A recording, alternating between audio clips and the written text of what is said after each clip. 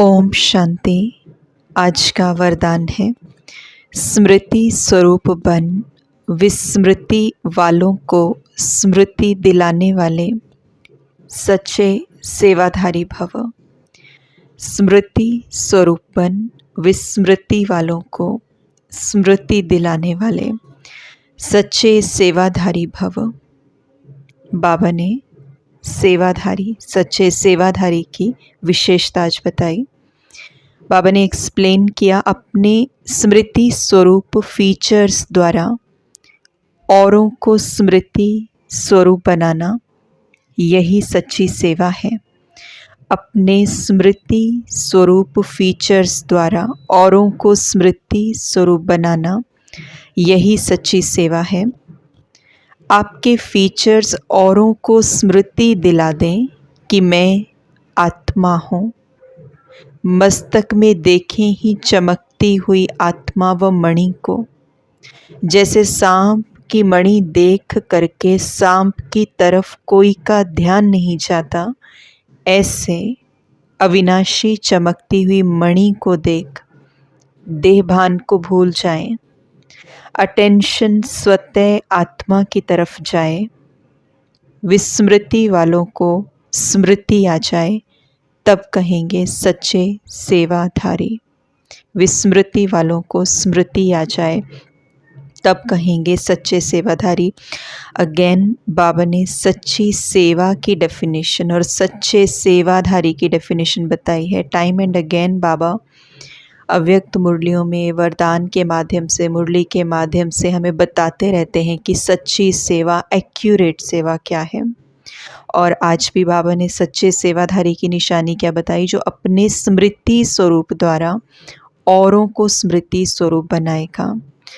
जिसका मतलब ये है कि अगर हम आत्मिक स्थिति में रहते हैं, और चाहे हम घर पे हैं, चाहे हम ऑफिस में हैं, हम कहीं पे भी हैं, और हम कोई भी कर्म कर रहे हैं, और उस कर्म को करते हुए, चाहे हमारा ऑफिशियल वर्क है, चाहे सेंटर का है, चाहे घर का है, we need not to differentiate कि ये तो सेंटर का है, ये घर का है, ये ऑफिस का है। कर्म तो आत्मा हर जगह कर्म ही कर रही है, लेकिन उस कर्म को सेवा की उपाधि कब दे दी जाती है, जब आत्मा अपनी स्मृति में रहते हुए वो कर्म करती है। तो इसका मतलब ये है, अगर हम सेंटर पे रह के स्मृति स्वरूप होकर कर्म कर रहे हैं, तो हमारे जहन में वो कॉन्शियसनेस है कि मैं आत्मा हूँ। हम दूसरों से भी ऐसे बात कर रहे हैं, तो वो हम सेवा कर रहे हैं, अपनी स्मृति से उनको याद दिला रहे हैं, इसीलिए उस कर्म को सेवा नाम दे दिया गया।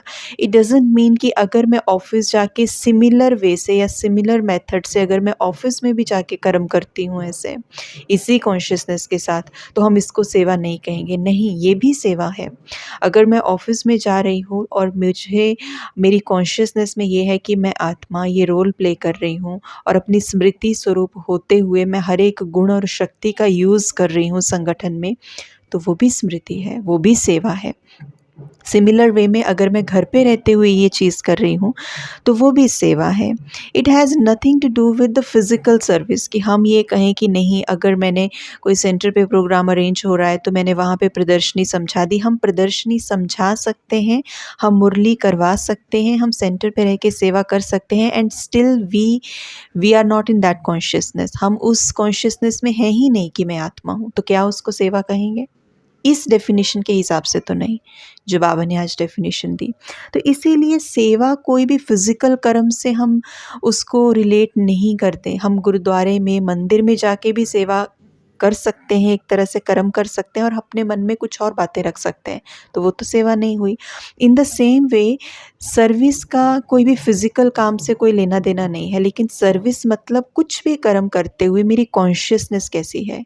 कहीं पे भी मैं हूँ, कहीं पे भी मैं कर्म कर रही हूँ, घर पे, परिवार में, ऑफिस में, कहीं पे भी, एनीवेयर, लेकिन द मोमेंट मैं उस कर्म को कर रही हूँ, तो मेरे अंदर संकल्प कैसे चल रहे हैं। अगर संकल्प देहभान के हैं, बॉसीनेस, इरिटेशन, निंदा, इस तरीके की नेगेटिव इमोशंस भरे हुए हैं, तो इसका मतलब मैं कहीं पे भी हूँ, चाहे सेंटर पे कर रही हूँ, मधुबन में सेवा कर रही हूँ, वो सेवा है ही नहीं।